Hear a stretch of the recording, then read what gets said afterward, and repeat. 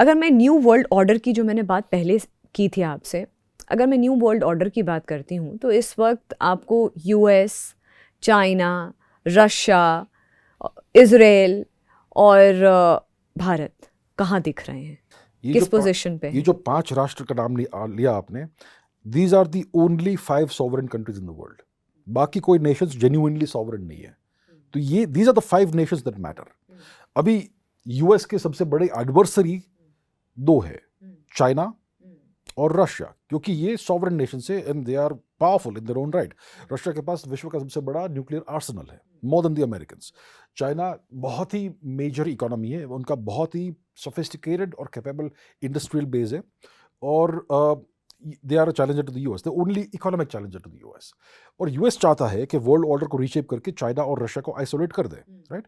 और इसलिए वो चाहता है कि भारत उनके साइड में आ जाए।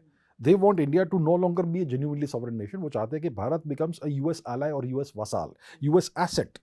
और भारत ये इसको oppose कर रहा है, भारत इसको resist कर रहा है, राइट। वो चाहते हैं कि हम हमारा जो मार्केट है, हमारा इकोनॉमी है, पूरा खोल दे, राइट। उनको जो कुछ भी यहाँ पे एक्सपोर्ट करना है, एक्सपोर्ट करने दे विद 0% टैरिफ्स।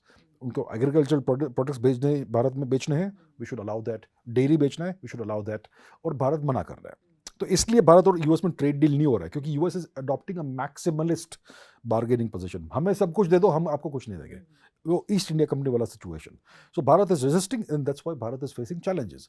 भारत को इस समय यूएस का पॉलिसी है टू कंटेन भारत, क्योंकि अगर भारत इस तरह से ग्रो होता रहा 6-7-8% हर साल, तो नेक्स्ट 10-20 ईयर्स में भारत will become a genuinely major nation and new emerging China kind of nation. और यूएस नहीं चाहता कि दोबारा वो गलती करे जो चाइना दोबारा के वो साथ गलती नहीं किया। करे जो चाइना के साथ की। है। देखिए, चाइना और यूएस हर चीज में एडवर्सरी है, लेकिन एक चीज, सिर्फ एक चीज में दोनों सहमत है, India should not rise, okay. लेकिन अगर चाइना पर बहुत प्रेशर डाला यूएस ने, तो चाइना टेम्पररली इंडिया के साथ भी थोड़ी दोस्ती कर लेगा। Maybe it's hard to imagine them resolving the border issue. भारत तिब्बत का जो बॉर्डर है, तिब्बत तो अभी चाइना के कब्जे में, उस बॉर्डर को चाइना ने जानबूझकर दशकों तक अनडिमार्केटेड रखा है to keep on pressurising India.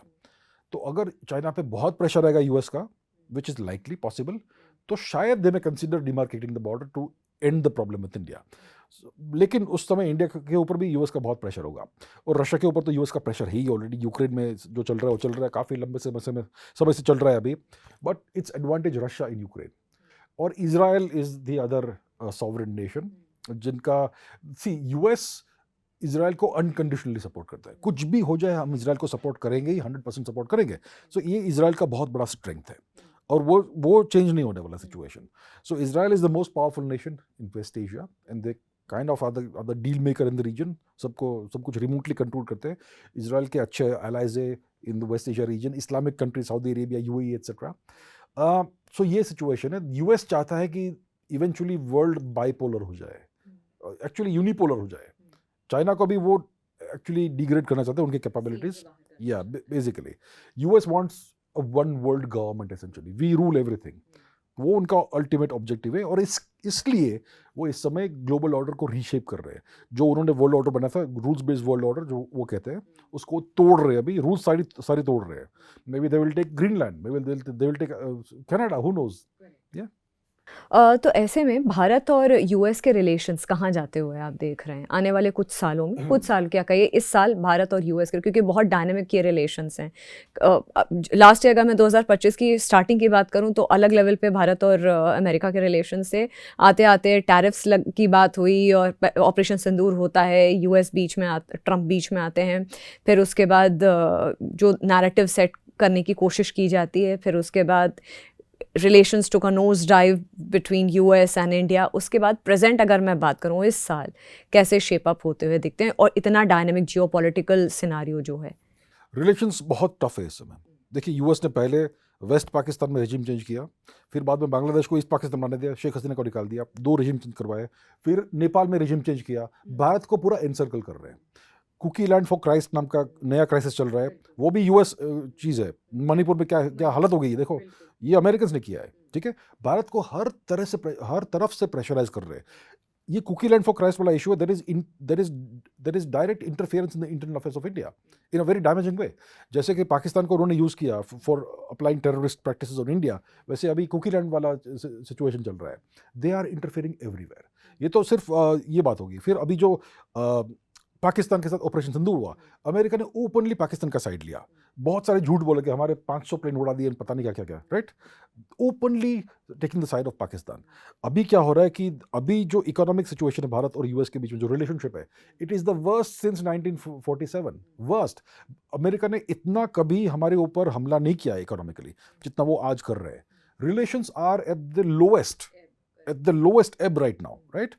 तो अभी नेक्स्ट 1 ईयर में क्या होने वाला है? You will see more pressure from the US, और you gonna see more pressure from the US. US चाहता है कि भारत becomes part of Pax Silica, whatever. अभी नया उनका जो नया एम्बेसडर है, उसने पहली बात ये की कि US will invite India to be part of Pax Silica. वो क्यों चाहते हैं? Is it some great wonderful thing for India? India के पास वर्ल्ड के 3rd largest rare earth reserves है, may be highest if new finds are included.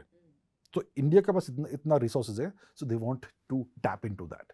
And India ने for some wonderful reason कभी वो कैपेबिलिटी डेवलप नहीं की है to extract and process the rare earths into the finished products. इसलिए हम अपना सारा रेयर अर्थ्स चाइना से इंपोर्ट करते हैं. How stupid is that, right? So the Americans want to tap into our mineral wealth. इसके लिए they want India to be part of Pax Silica. जो कुछ भी यूएस चाहता है हमसे, वो एक्सट्रैक्ट करने को चाहता है और प्रेशराइज करने को चाहता है. वो चाहते हैं कि इंडिया को कंटेन करके रखे, इंडिया का जीडीपी ग्रो ना हो, इंडिया की मिलिट्री कैपेबिलिटीज अच्छी नहीं हो. That is the thing. देखिए, यूएस कोई ईविल, ये कोई पर्सनल चीज नहीं है. US wants to dominate the world.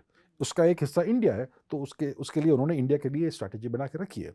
So we can expect more pressure on India. Next 5 years are make or break for India.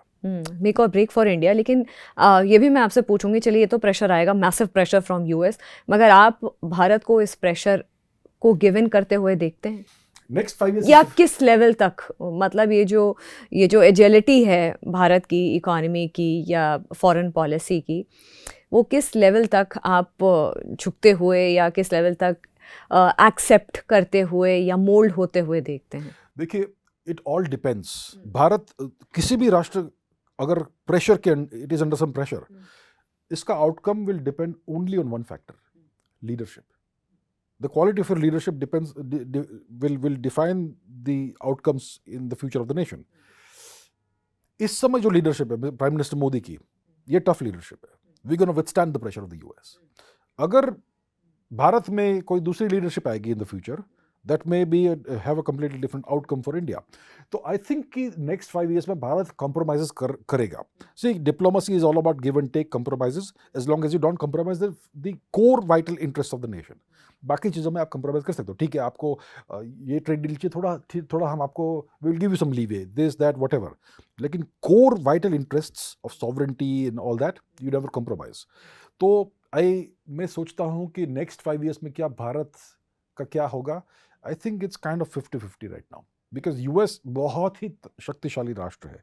They are more than 20 times more powerful than India, और उनका जो pressure apply करने का जो leverage का जो situation है, बहुत स्ट्रांग है.